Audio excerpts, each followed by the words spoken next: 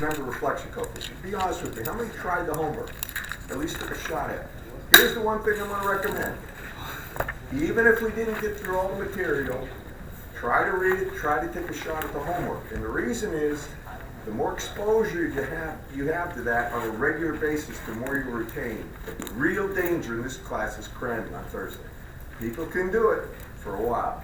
But come final exam especially, remember it's closed book, closed notes. If you don't have that stuff in your brain, you aren't going to put 15 weeks worth of course material in there overnight. You have to make sure that you're exposed to this regularly, and everything builds. In this course, what we do now, we're going to use, and what we do next week, and the week after that, everything will build on, and it's really, there's some things that aren't really dependent on one another, but most are. Anyway, back to this. So last time when we were talking about transmission lines, I'm going to just graph this.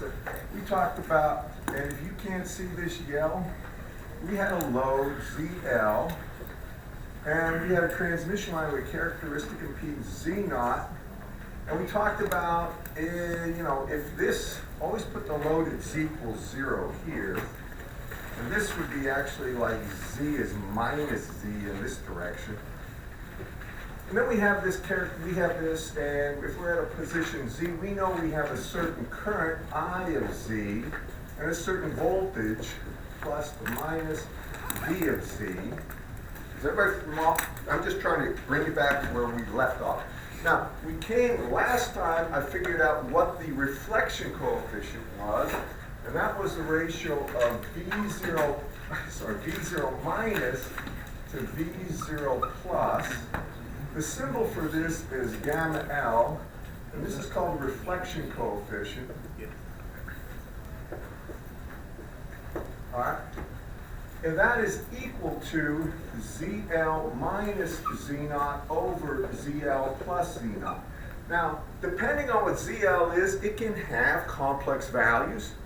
It can be anything from 0 to plus or minus 1 in magnitude. You all follow me? And I'm going to explain this. How many of you remember me doing this? All right. The way I did it was I wrote the equations for V of Z and for I of Z, and then I set them equal to Z equals 0 at the load, and I looked at the ratios, and I got this. Do you all remember this class? All right. That's how I actually obtained that. Now, from that, what it means is the voltage at any part of the line, V of Z here, well, I'll say more about that in a second, is equal to V0 plus, and then technically it's going to be e to the minus gamma Z plus the reflection coefficient at the load times e to the plus gamma Z, and I of Z, I'm going to rewrite these in a second, would be equal to V0 plus over Z0. Now the reason I'm doing this is we're trying to eliminate variables. Remember, the ratio of voltage to current, and I better put it over here, is something we call the characteristic impedance. Remember, V0 plus over I0 plus is given the symbol Z0. It's the characteristic impedance, and it's equal to the square root of R plus J omega L over G plus J omega C. These are prime. I'm sorry, my handwriting is not that good right now. I'll try to make the other things clear. You all remember this? When we did this class? How many do? All right, good. So over here, we're going to get rid of the I, normally it would be I naught, right? We have I naught plus e to the minus gamma Z plus I naught minus e to the plus gamma Z, but we're going to get rid of that and put V0 here, or that, and then this becomes e to the minus gamma Z, but there will be a minus sign here, gamma L, e to the plus gamma Z. And at this point, now gamma is alpha plus J omega, or J beta, alpha plus J beta. We're going to eliminate the possibility of any kind of losses to simplify this, and everything that I'm saying is still applicable to lossy lines, but I'm going to eliminate some complications. So now I'm going to say this, alpha is 0. By the way, when I say alpha is 0, what does that imply anyway? There's something that implies it is a lossless transmission line, right? What about R prime and G prime? Do you remember what that implies? Anyway, Inductance and reactance. They're both the resistance and really G, the conductance, are assumed to be 0. In other words, there's no losses. Y'all with me on this? When we have alpha is 0, it's implied that RG is 0. So when this is the case, I'm going to rewrite these. Now I have V of Z equal to V0 plus, and now it's going to be e to the minus j beta Z. This is the most common form.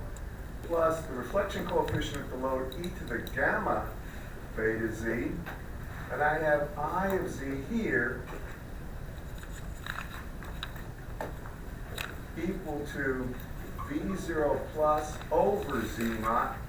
And then it's going to be times e to the minus j beta Z, and it's going to be minus gamma L e to the plus j beta Z. And I always say circle this minus sign. That's what I do, because sometimes it looks like a scratch, and I miss minus signs. I just do that for my own sake. Okay, now that's voltage and current as and given in terms of the reflection coefficient. I want to just take a moment to talk about this reflection coefficient for a second. It's the ratio of V0 minus to V0 plus. Do you all recall that V0 minus is a negative traveling wave? Correct, folks? Everybody? V0 plus is the positive. If you think of a transmission line, let's assume I energize this thing and there's V0 plus going down. If I'm an engineer, I don't want any of that reflected back at me. I'd like to have all the power, all the signal absorbed by the load. Make sense to everybody? So what we'd really like is this reflection coefficient right here to be 0. Do you all agree with that? What's the one thing that jumps off the page? If that's 0, just looking at this, what can you tell me about these two things? ZL would be equal to Z naught. How many see that? That would indicate there would be 0. That's exactly what you want. It's called impedance matching. Without getting into too much of this, remember when you had circuits, there was a classic problem. What value of load resistance should you have such that if you had a series source resistance, you want to maximize the power transfer to the load? How many remember that problem? Do you remember what it is? Anybody? You got a series source resistance, a voltage, and you got a load. There's one value of load resistance in terms of source resistance that'll maximize power. Does anybody remember that? Is it the complex conjugate of the... Well, you're thinking that would be true if it was an impedance. The complex conjugate of the load would equal to the source resistance. If it's just resistance, the two are equal. That'll maximize power. The further you get from it, the less power. As a matter of fact, if the load impedance goes to 0, no power is going to be absorbed. If the load impedance goes to a short, there's no power that can be absorbed because the voltage is 0. So those are the extremes. Over here, the ideal is for the load impedance to be equal to Z naught. That'd give a reflection coefficient of 0. That's what you'd like as engineers. Now, what other values? Take a look at this. What happens if ZL goes to infinity or an open circuit? What's the value of the reflection coefficient? Just do the math. All right. We got infinity minus something finite. That's still infinity. Then we got infinity plus something finite. That's 1, isn't it, class? You all see that? That would be 1. What happens when ZL is 0, going to 0, short circuit? What's the reflection coefficient, class? Take a look. If ZL is 0, just follow me on this. It's not hard. If it's 0, right? I got minus Z naught over plus Z naught, which is minus 1, right? Any other combination in magnitude will always, really in value, somewhere between minus 1 and plus 1. Always. You all with me? And the ideal that you would like to get is a reflection coefficient of 0. That's what you'd like to get if you're an engineer, you're designing a system. I've got all sorts of stories of this I'll share with you later about sometimes my best designs fell through, or I thought so, but it really had to do with somebody assembled the thing and put a big old solder ball that had huge impedance, and all of a sudden I'm getting a reflection coefficient that's bad, but it had to do with a technician that cut up my design. Anyway, back to this thing. Now I'm going to talk about something else. Well, I should probably, before I do that, there's something called standing wave ratio that we'll talk about after I get through the next business that I have to cover. So we've got VZ and IZ. Y'all with me, class? Now, if we take a look at just this here, and we graph it, I'm going to put it here. Actually, let me do it this way. Let me talk about this right here. I want to talk about the lossless case. And if I take a look and graph that versus position, and say this is the load, this is going to be z equals 0, the load's here, and I'm going to graph the magnitude of v of z, and this is the phasor form now. So we're just taking a look at the magnitude, that's what we really care about, of this versus position. What you're going to see is something like this. A magnitude of up, down, and so forth. It's going to have a maximum value, V max here. Now this is the magnitude of the phasor form of the voltage. But it will have a minimum too. And this is going to be V min. Okay? That's just the minimum value. I'm just showing you a sketch, give you an idea. Now, something that's very important is the ratio to V max over V min. And this is strict magnitude. And this is called the standing wave ratio. Put it over here. So this is the standing wave ratio. Now, if you look at the equations, just for a second, I look up here, this is the equation for the maximum and minimum anywhere. Do you all agree with that? Why don't you just take a look at this? Now this exponential term will always have a magnitude of 1. Do you all agree with that, class? E to the j any angle is only going to have a magnitude of 1. It can't have anything but that. But if we graph this, something becomes obvious. If we take a ratio V max, as this thing changes, if I let beta z change, there's going to come a point where I hit a relative maximum. And that point is going to be where V naught plus will be multiplied by 1 plus the magnitude of gamma out. And the maximum value here, I used to go through and prove this, but it's just as easy to see. It's going to be V naught plus 1 plus magnitude of gamma out. Now the minimum value here will be when it will be V naught plus 1 minus this value. Remember, these two components have opposite signs in terms of the e to the minus j beta z, and this is e to the plus j beta z. Y'all follow me on this class? It's like two things revolving like this. There'll be constructive and destructive interference, and this is going to be V0 minus 1 minus magnitude of gamma L. Now, the V0 plus is going to go away, but you're going to see something that's important. You could, by the way, if you had to prove this, if this is the maximum from this equation, how would you do that? If you want to figure out where versus z, that would be a maximum. How would you do it anyway? Pardon me? Derivative and set it equal to 0. Do you all agree with that? Right? Now that's a complex number generally because the reflection coefficient is complex. So first you have to take the magnitude of that, which involves squaring both terms, taking the square root, then take the derivative of it, and set it equal to 0 and solve for it. At the end of the day, you're going to find out it will be this. And at the end of the day, you'll find this to be the minimum. Now, one thing that's obvious looking at this, the V0 pluses go away. Y'all with me? That's the ratio of the maximum to the minimum value. Now, I told you that the ideal the ideal value for Z load, if you're an engineer and you were doing design work, for ZL to be equal to Z naught. Do y'all remember that? That'll give a value of reflection coefficient as 0, right?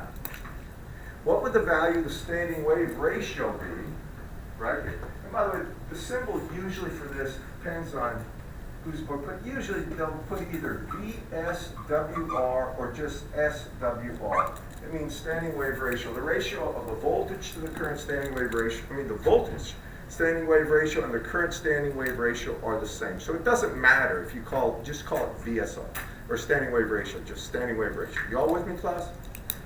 All right, look at this. So if you think about this, when gamma L, when it's Z naught or ZL is equal to Z naught, in other words, when we have Z naught equal to ZL, what is the VSWR? or SWR. Well, the reflection coefficient is 0, right? You all see this, class? All right, so I got 0 plus 1, that's 1. 0, or I got 1 minus 0 is 1, which is, actually, it's going to be what? 1, yeah. That's the minimal value the VisWar will have. And by the way, that's usually what they measure when they test things. I learned this lesson. All right, they want a VisWar very close to 1. When it starts approaching 2, you're starting to get eyebrows raised. By the time it hits 4, your design's scrapped, right? Because you really messed up big time. Now, what happens, just take a look. Remember, it's a ratio of reflected. It's really, the standing wave ratio is the minimum to the maximum value, correct, class? Or I mean, maximum to the minimum value. All right, what happens when you get a value of ZL goes to infinity? First, what's the reflection coefficient when ZL goes to infinity? Class? It's 1, right? No wrong answer. You all follow me on this? Just do the math. It's 1. If it's 1, what's the standing wave ratio? Infinite. Very bad. So here, the VisWar is infinite. What about when ZL is a short circuit? What is the VisWar? It's undefined. Well, okay, but we use the term infinity, all right, because it's going to be what? 2 over 0, or it's tending towards 0. It's infinite. You all with me, class? All right, just to show you the range. And the VisWar can be anywhere in between. One thing about the VisWar, that's strictly a positive number. You all with me? It's got magnitude there. Standing wave ratio, on the other hand, if you look at that, ratio of, the format for, did I erase it? I did. If you look at the standing wave rate, the reflection coefficient, the reflection coefficient is ZL minus Z naught over ZL plus Z naught. That can have values that are imaginary. It can have real and imaginary values. You all with me? So that's something to keep in mind. It's not strictly a real number. And it can have values. In magnitude, it'll never be greater than 1, but it can have any angular value possible. Okay. So, I exposed you to that. Now we're going to go back to this guy here, and we're going to be talking about an equation that will express the impedance of this thing. If I have Z naught and ZL, and I got a certain length here, and I want to know the input impedance, we're going to get that next. This is important. Has anybody had this before, by the way, in your classes? I don't think they cover it, but I'm always suspicious. Sometimes somebody may cover it in a lab or something like that. It'd be nice if they did, but a lot of times they don't.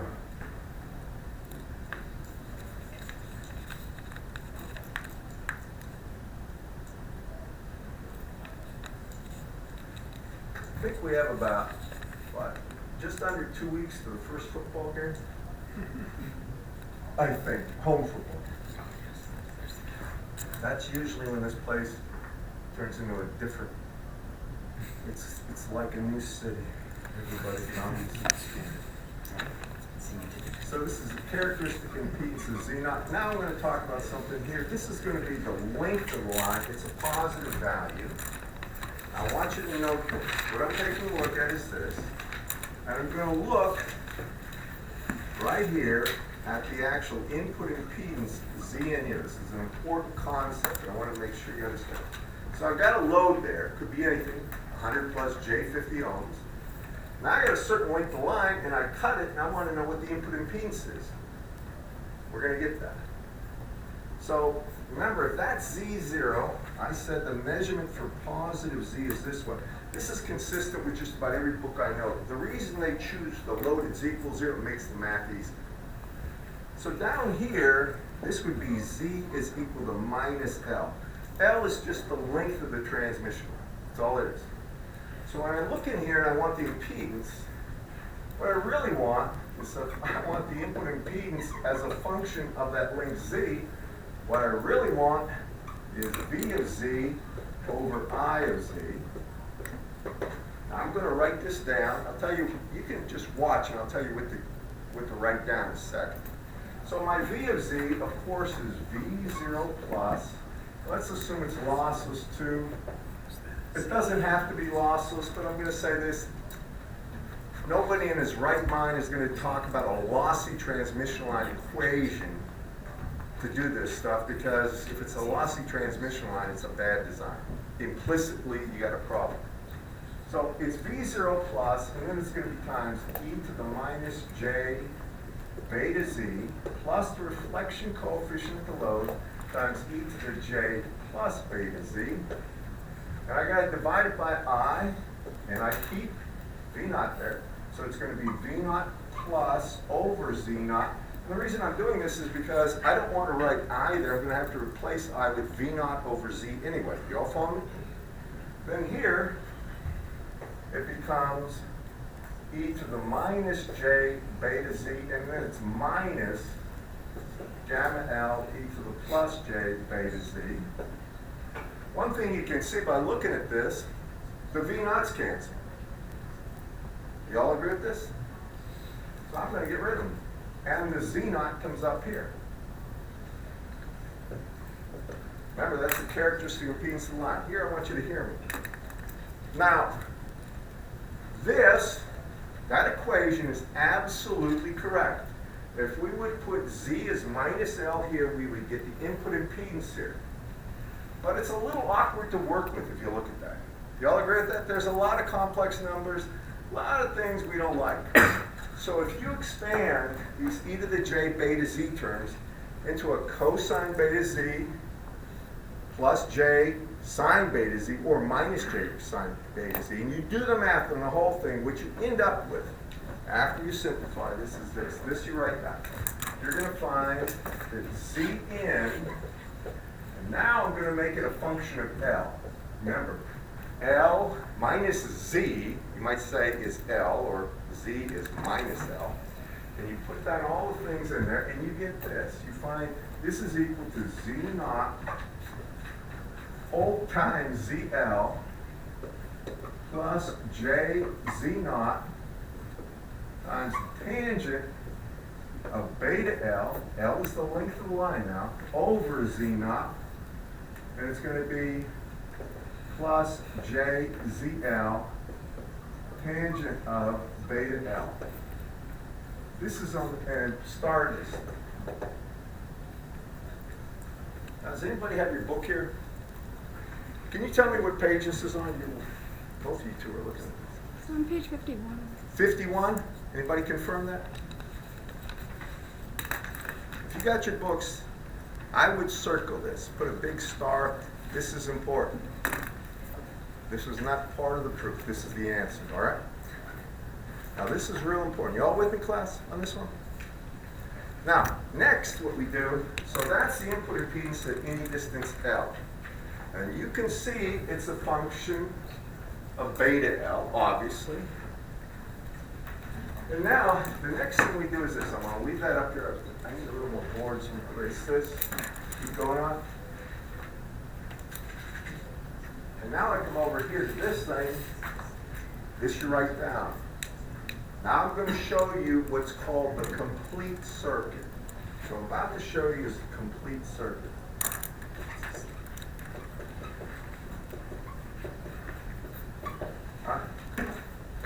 So over here, I mean, nobody just has a transmission line of length L with nothing else connected for any reason. So what they normally do is have a source. And this is going to be a voltage source. We call it V of S. And there's going to be some input source impedance or resistance. I'll call it Z. No, I'll call it R of S. I don't know anything that has a source impedance that's got a real imaginary part, where the imaginary part's appreciable. And I'm going to connect. Here's my source with the source resistance. Here's my transmission line. And my goal here is to figure out what, in fact, is the voltage at the load. If I have the voltage at the load, I have the current at the load. Do you all agree with that? And if I have the current at the load, I can get the power, right? So I want to figure out the voltage at the load. Everybody follow me on this? Now, take good notes here and pay attention. many people miss steps. There's something subtle that they miss, and they'll foul this up like you wouldn't believe. So, when I have this, here's what I'm going to do. I want to find the voltage. I'm going to be getting rid of a lot of these markers. My own mission in life is to make sure markers work. Coming back to this thing right here, what we're going to do is this. We're getting this voltage right here. We're going to try to figure out what it is. We're calling that V prime. Now V prime is going to be the superposition of the forward traveling wave and the reverse traveling wave in the phasor domain. Can you all follow me on this? Some of this is a little weird, but I'll try to make sense of it. So what we do is this to start with. We replace this entire transmission line with its equivalent impedance. You all see that? So we come over here and we say, now I'm going to reduce the complexity of the circuit. And this is Vs. I'm going to have some resistance here, Rs. It could be an impedance. And now I'm going to take the entire transmission line and just call that something that has a value of Zn. And I'm going to get the voltage developed across that Zn. That should make sense to you. Remember, that's the equivalent value over there. Now I'm going to get a single value. And if I wanted to know what V prime is, right here, can everybody see that's just the ratio of what? It's the voltage Vs here times that impedance over this plus this. It's simple voltage division at that point. Everybody follow me? You see your hands if you do, so I know. Okay, so over here, I say this is Vs, and it's times Zn. That's that Zn. Over Zn plus Z, or I'll call it Rs, because I called it R source, so I'm going to call it Rs. So it's going to be Z of N plus Rs. I'm going to erase this, but remember, I'm going to use it to get the input impedance. That's the key thing. That. So now that's the voltage right here. And I mentioned earlier, it's the superposition of both the forward and reverse traveling wave. Correct, class? Now I'm going to go ahead and put that value in. So over here, I know the forward traveling wave and the reverse traveling wave are just V naught 0 right here. It's times e to the minus j beta z plus the reflection coefficient at the load times e to the plus j beta z. And lo and behold, that's the equation. Do you all agree with that? Now pay attention to this next part. That's Z right there, right? Remember how I said this point is actually Z is equal to minus L? Everybody with me? Circle that right there. So now I'm going to take this, what my goal is, I want V0 plus. All this, if I've got Zn, I've got Vs, I assume I know what Vs is, I put it down there, and I know Rs, I can get the actual voltage right here.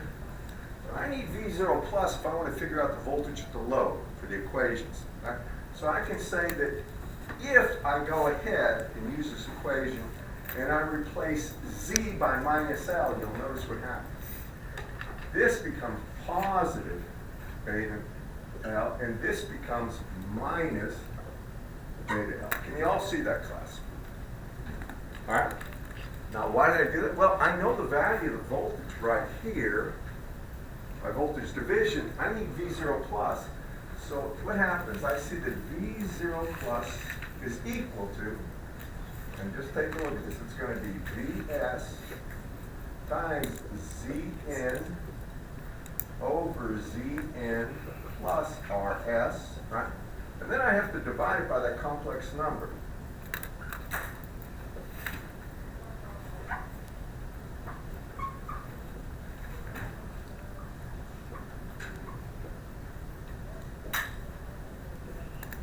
And I want to tell you,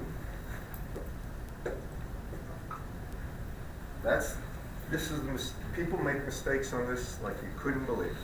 The two equations that people make mistakes with on their calculators are that one and the equation for input impedance. they're very, very unfamiliar with programming things or solving for things where you have beta L, which is going to be a radian component. You have to take the tangent of it. And then taking e to the j beta L here, that's a radian component. That's going to be a radian, and getting the right values. I promise you, if I give this in class, and I'll probably do this on Wednesday, if I ask you to solve this for certain values, and I ask how many, what did you get? And you'll tell me an answer. How many got that? Maybe 2, 3, maybe 5 hands.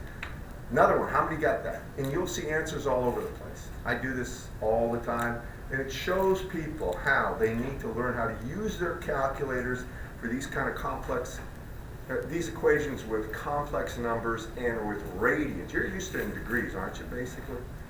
And don't, most of the time when you do calculation, it's radians. You've got to put your calculator in radian terms or take the radian value and turn it into degrees, because you'll mess this up all the time. And I see this. Remember, beta is in radians per meter, the way we've developed it. It's not in degrees per meter. Just keep that in mind. Okay, so you get that. Now, once I have that, that's V0, right? So, what's the value at the load? I know these equations are kind of, so remember, V anywhere is equal to V0 plus e to the minus j beta z plus reflection coefficient below e to the plus j beta z, right? We got V0 plus. We're assuming we got gamma L, right? We should know the impedance of the load, impedance, the characteristic impedance of the transmission line. Now I got V0 plus. So how do I get the voltage at the load? What is the value of Z at the load, class? 0. I simply said Z equal to 0. And now when I do that, I find that V load or VZ equals 0 here is simply going to be equal to V0 plus times 1 plus gamma L. You all see that? And by the way, gamma L can be complex. Everybody with me on that? Now that's the voltage at the load. How would you get the current at the load? You can do it a couple different ways. If I have the voltage and I have the value of Z, how about dividing that voltage into Z? Do y'all agree with that? That's the easiest way. You could also write the equation for current in terms of V naught plus over Z naught. Take e to the j betas. E to the j, really, it's just 1. It would be minus the reflection coefficient, and you can get it. But it's just as easy to say the current at the load is just the voltage at the load, which you got, over the impedance of the load, right? Now, anybody, how would you get the power dissipated, average power dissipated by the load? You can do it a couple different ways. I'm going to give you a hint on this. Power always has to do with the real component of the impedance of the load. You all with me on this, class? Never the imagine. If you put a capacitor on the as a load there, it doesn't dissipate any average power at all. So to get the power at the load, the smart way to do it is simply take 1/2 the magnitude of the current at the load squared times the resistive component of the load. And sometimes they'll put down the real part of ZL. Now the real part of ZL is just the resistance. You all with me, class? How many remember seeing that? 1/2 I squared R was for AC power. It's the easy way. Because here's what people will do. They'll take 1/2 the real part of V times I conjugate. And somehow, with conjugation or something like this, they'll mess it up, and I'll get the wrong answer. Once you got the current, you can take a magnitude of the current pretty easily. You can square that fairly easily. The 1/2 is pretty good. And times the real part is just the resistance. You probably will get that right. Y'all with me, class? All right, that's the complete circuit. Now,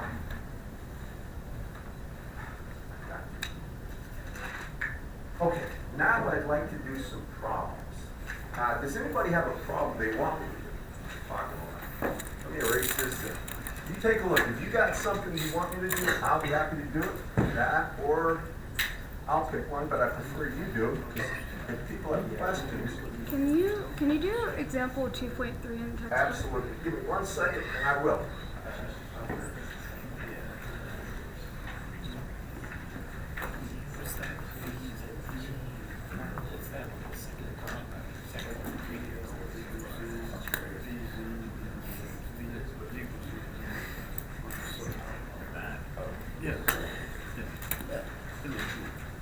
example was it? 2.3 in the All textbook. right, example 2.3. Can you read it to me? Yes. Okay, so it says consider the lossless. Okay. What's it? A lossless line? Go ahead. It refers to figure. Okay. Maybe I should. Yeah. It's on page 57 or 56. Yeah. 50.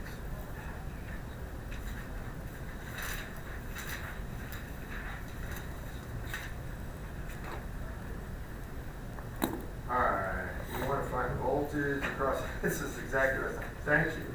Alright, so we got transmission line. Just tell me, is this?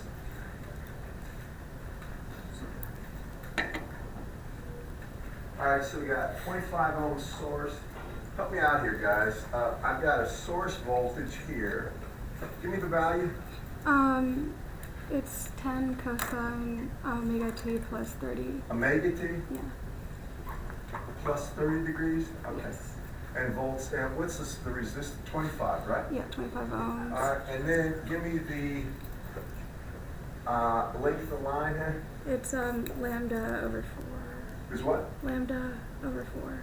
Oh, it's quarter wavelength long. What's Z naught? 50 ohms. Okay, 50 ohm line. This is a classic problem. Down here, what's the loading piece? It's 100 ohms. Oh boy. Okay, they just want the voltage here, right? Yes. I Alright, think so. we'll find the voltage below. We're going to go through this thing and do the whole thing right. This is just basically, I didn't plant this with her, but she asked me the very thing is perfect to do. We got a length of line. We got something with resistance there, and they want the voltage at the load. They probably want the time domain, right? We don't care about that. We look at this. Are we going to do this in differential equation form, class? Of course not. We're engineers. So this is what? 10 e to the j 30 degrees. I don't like the 30 degrees. Should be in radians. I'm going to leave it like that. You all used to seeing it with Irwin's book, right? They were Irwin's book. When you had circuits, it would be magnitude at an angle, right? Now, here's how we do it. We start by saying, I need the input impedance right here first. So what's the input impedance? By the way, get your calculators out if you got it. Here's where people make mistakes. Just take a shot at this, and I promise you, you'll think, you're going to find out that that calculator of yours is something you may not know how to work exactly the way you'd like it. So when I look at that, remember what Zn is. Zn is Z naught times ZL plus J Z naught tangent of beta L. I'm going to show you some tricks. Over Z naught plus J ZL tangent of beta L. Now I put that down earlier. Do y'all remember that? Here's the first thing you do. Look at beta L. Look at that value. All right. When I look at beta L here, well, beta in terms of lambda is what? 2 pi over lambda. Some of you may not remember that, but you're going to need to remember that. Beta is 2 pi over lambda always. Y'all with me? How many remember that, by the way? All right, now it's times L. L was given in lambda, right? Lambda over 4. One of the things that you see as quick as you can is what? The lambdas cancel. Do y'all agree with that? So now what do I get? Pi over 2. I got 2 pi over 4 or pi over 2. Correct, class? Pi over 2 is what? 90 degrees, right? Isn't it, class? Now, some of you don't remember this, but if you take a look at a tangent function, if you plotted tangent of the angle theta versus theta, you'll see it does this. At 90 degrees, basically, it goes to infinity. How many remember that? Tangent is opposite over adjacent. When you're looking at 90 degrees, the ratio is infinite. Y'all with me, class? All right, so come over here for a second. Remember, anytime you have infinity over infinity, basically it's undefined mathematically, but in engineering terms we call it 1. So when you look here, you see how these two functions are blowing up. Y'all with me? they're going to infinity, correct, class? What it means is these two things up here don't matter anymore. They're zero. Keep going on this. These two functions basically cancel each other out. The j's cancel each other out. So I get Zn is equal to Z naught squared over ZL. Can you all see that? Now, I didn't even have to do the calculations.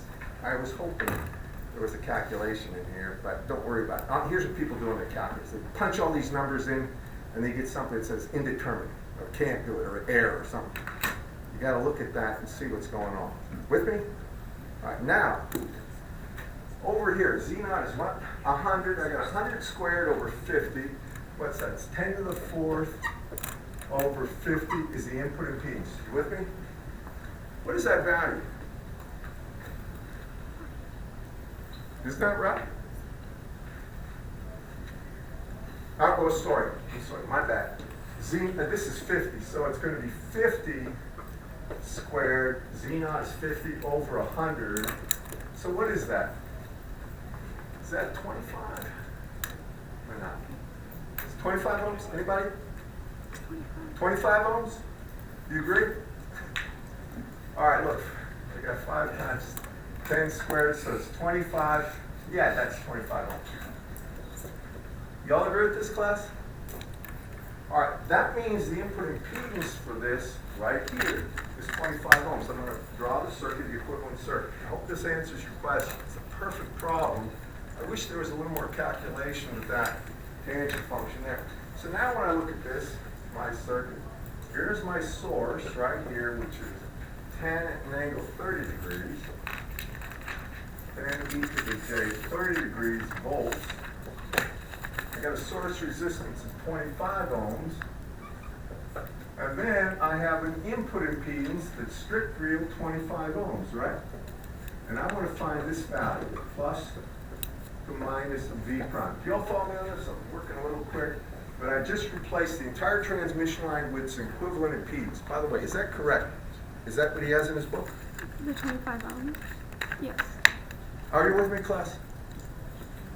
Now, what's the value of V prime? Just by looking. You don't have to do any math. I got 25 in series of 25. How much voltage is across either? 5. Half of that, right? 10 at an angle, 10 divided by 2 at an angle 30 degrees. So this V prime is just 10 divided by 2. I just put 5. That's exactly right. So it's 5 e to the j 30 degrees. I wish you did it in radians, but that's okay. Everybody with me? Now, the next part is, remember how I said how important it was to get V0 plus, right?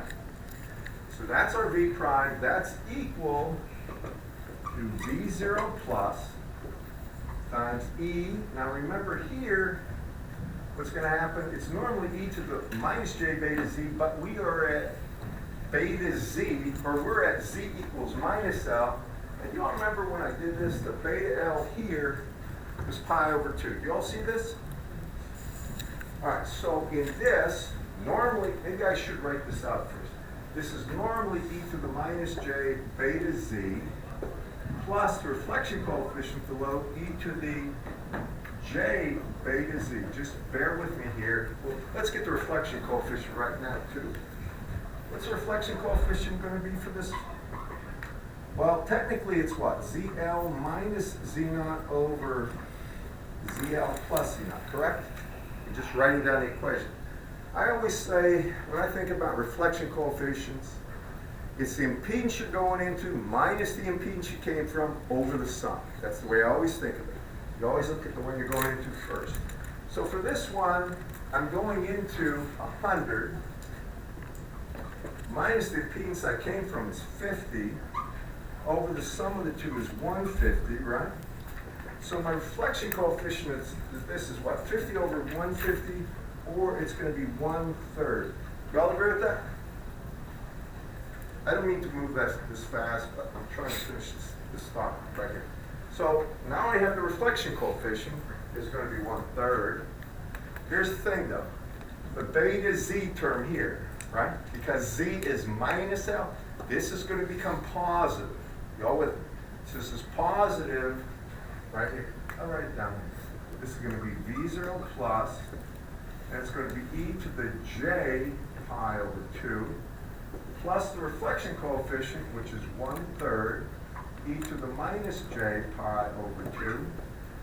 And to get my V0 plus, I have to take that number, so I have to take 5 e to the j 30 degrees and divide it by that, which is e to the j pi over 2, plus 1/3 e to the minus j pi over 2, and that would be V0 plus. Now, I'm sorry, I'm writing all this down kind of fast, but I'm going to say something. Are you following the progression of thought here? What is e to the j pi over 2? Let's see. 1 at an angle 0 degrees is just that. E to the j pi over 2 is e to the j 90 degrees. That's just j, isn't it, class? How many see this?